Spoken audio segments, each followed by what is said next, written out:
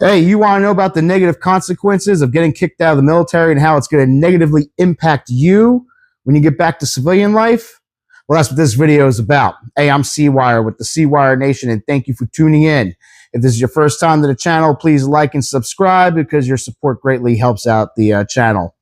All right, with that being said, let's throw some frags and get into this. Getting kicked out of the military. Why would you want to do it in the first place? Okay, first, number one, let's lay that out. Why would you want to do this in the first place? I have seen throughout my years on active duty in the Marine Corps, especially when I was an instructor, kids graduate boot camp, they come down to SOI for their infantry training, and then they're trying to get kicked out. They're refusing to train, being belligerent, or leaving the base going UA, which is unauthorized absence. Now, common excuses I hear is, well, this isn't for me. I didn't know what I was getting into. I'm going to go work for my uncle and my dad. I have heard that excuse 1,000 times. Dude, if that was the fucking case, why don't you just do that in the first place instead of wasting everyone's damn time, including yours? Okay? You have to understand, this is a commitment. You signed a contract stating that you were going to give X number of years to the military. Okay? You signed that contract. You willingly went and did that. And now you're trying to do things to get yourself kicked out. Well, here's what's going to happen. Getting kicked out of the military is going to follow you for the rest of your life. Any job interview you go to, they're going to do a background check. And in case some of you didn't notice, over the past 20 years, we're involved in a conflict. So we have a lot of combat vets now back in the civilian world, either or in positions where they hire, started their own business, etc., etc. Now, if it pops up that you were kicked out, or you got a dishonorable discharge, or a general discharge under other than honorable conditions, they're going to want to know why. Okay? And you're going to have to explain to them why you got kicked out. Now you're probably thinking, well, how's that going to impact me? Let me tell you, if I were an employer, you come to me for a job, I do your background check, and I see that you were kicked out of the military in your first contract for failure to train, failure to adapt, whatever the case may be, you know what I'm going to start thinking? Well, if this guy couldn't honor his commitment to the military, what makes me think he's going to be able to honor his commitment to me? And I'm not going to hire you. Flat out. I'm going to laugh you right out the fucking door. Straight up. You're getting laughed right out the fucking door. No questions asked. Okay? Now, before you get kicked out, they're going to make your life miserable, especially if you go UA, unauthorized absence. Well, what happens? Well, they're going to shut your pay off after about, if I'm not mistaken, about 30 days. You're getting your pay shut off, so you ain't going to have no money. Okay? Your information is going to go out to law enforcement centers, keeping an eye on in case you get pulled over. You're going to pop up that the military is looking for you and that you're UA and to be contacted. And they're going to come down and get your ass. All right? And then when they get your ass, you're going to the fucking brig. No ifs, ands, or buts about it. You're going to the fucking brig. All right? Now, another thing that will cause you to get kicked out. Underage drinking or doing drugs. This is going to cause you a problem. You're going to hear all through boot camp and all through your schooling before you even get to your fleet units, if you're underage, you ain't supposed to be messing with alcohol. You're also going to hear, if you are of age to consume alcohol, have a plan to make it safely back on base without driving your POV, your privately owned vehicle. A lot of Marines don't grasp this fucking concept. I'll never understand it. And then they end up getting hemmed up. They get jammed up. They end up losing their rank, end up losing half their fucking pay. And then before you know it, they continue to do other stupid shit that causes them to get kicked out. Now you all probably know the military has a zero tolerance for drugs. You can't fucking do them. Don't think you're going to be sneaky going home after basic or when you're on leave and smoking marijuana. and then come back and get away with it. I am telling you right now, you're going to get drug tested the moment you come back from leave. You're going to get drug tested the moment you fucking report to SOI after your 10 days boot leave. If you pop for drugs in your system, they're going to slam your nuts in the door. Here's the thing. Don't do these things, gents. You're screwing yourself. The whole purpose of you joining the military, flat out, is to start a new life, to reinvent yourself. Okay? You're going to learn leadership skills. You're going to learn a new skill in the job that you're doing. You can learn other skills. You can set yourself up for success if you decide you want to transition back into civilian life after your 4 years honorably. Why would you want to fuck that up? Why? Because you get up early in the morning, or your first 6 months in, people are yelling at you. Hey, that's only the first 6 months, man. That's boot camp and when you get to your MOS school, depending on what it is. All right, after that, you go to your fleet, you're expected to act like a grown man, like a grown adult. Why are you doing this shit? Don't do this shit. Don't be that guy. Because I promise you, that fucking stain is going to follow you throughout the rest of your civilian life. Okay? Any job that requires a security clearance, you could fucking forget that. You ain't getting that.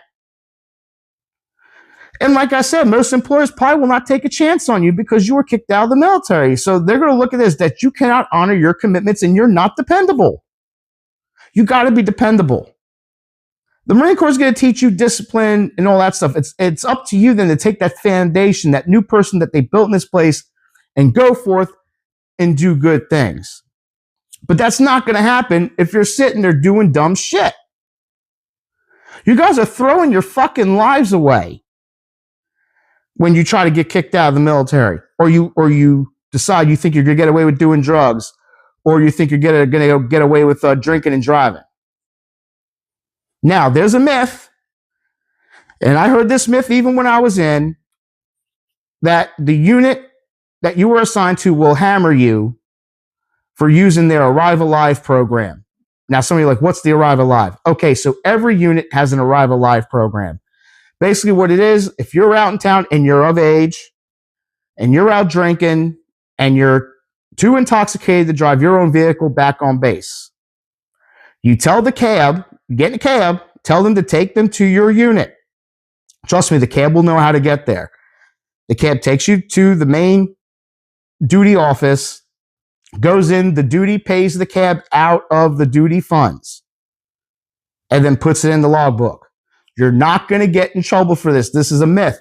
They literally tell you to use this system in place during every Liberty brief before they cut you guys loose. That if you are too drunk to drive, to please use the Arrive Alive program. The only thing you have to do is just pay back whatever the cab fare was. All right? I have seen Marines use this and not get dinged for it at all. If anything, they were praised for making a smart decision and using the Arrive Alive program. I mean, I challenge you to go look at the statistics over the past 20 years, especially the years between 2002 to 2013, to how many alcohol-related deaths that we had in the military from drinking and driving. It's mind-boggling. Why are you guys doing this? Make smart decisions. I know some of you are 18, maybe 17, if the parents allowed you to sign on, but you guys are now expected to act like men and make good decisions. Remember, when you're in, these first 4 years are crucial to the rest of your life, to the success that you're going to have. I can't stress this enough. Don't throw that away. Take advantage of every opportunity. Do not try to get kicked out. Do not put yourself in a position to where you can't get disciplined to get kicked out. Stay away from the people, and they will be in your unit that are doing dumb shit. Stay the fuck away from them, because they will drag you with them. Do what you know is right. Do your job to the best of your abilities. Be where you're supposed to be when you're supposed to be there. And I promise you, good things will come to you. you will set yourself up for success. Some of you are coming into the military with the mindset that you would like to make this a long-term career. Well, I'm here to tell you, if you do dumb shit within that first 6 months, year, 2 years, even going up to your 4th year in, you're going to flush all that down the fucking toilet. I promise you. That's what's going to happen. I was in close to 9 years. Okay? I had good days and I had bad days. But I'm going to be honest with you. I had more good than I did bad. Did I do things that I didn't want to do? Yes. Was there times where I wasn't home that much? Yes. But that's the nature of the game. That's the business we're in, especially if you're an infantryman. This is the business we're in. You're going to be out in the field a lot. You're going to be deployed. You know, and I realize for some of you, this will be your first time away from home, and it's very easy to get caught up in dumb shit or to get that mindset, oh, this isn't for me. I want to get kicked out. Because you had the mindset you just wanted to look cool in front of your friends when you graduated boot camp. I don't fucking work like that. And not to mention, if you think you're getting any benefits from the VA, if you get kicked out of the military, you're fucking mistaken. You ain't getting shit. Bar none. Those benefits go bye-bye. So if you want to flush all the things, do you, because you want to make a dumb decision, then go for it. Let me know how you make out. I already know how that story ends. I just want to know how you make out. Did you get that job with your uncle? Did you go work for your dad? Because we all know that's bullshit. Everybody fucking says it. Oh, what's another story I had? We had a kid, he wanted to go home and get out of the military because his fucking grandma was sick. Man, get the fuck out of here. Really? You mean you're the only person on this fucking earth that could take care of your grandma? That was just him trying to get the fuck out. He never got out, by the way. He was made to train. He ended up turning his mindset around. I sat down and had a long talk with this young devil and put things into perspective for him. Anyway, don't do dumb shit, gents. So if you're watching this and you're currently on active duty, take this to heart. Take this advice from someone who's been in for a while, was there. All right? I'm telling you, do not ruin your chances to set yourself for success if you do decide to get out. Because you're leaving a lot of things on the table if you do. That being said, gents, hope you all have a good day. This is Sergeant C. Wire, popping smoke. See you later.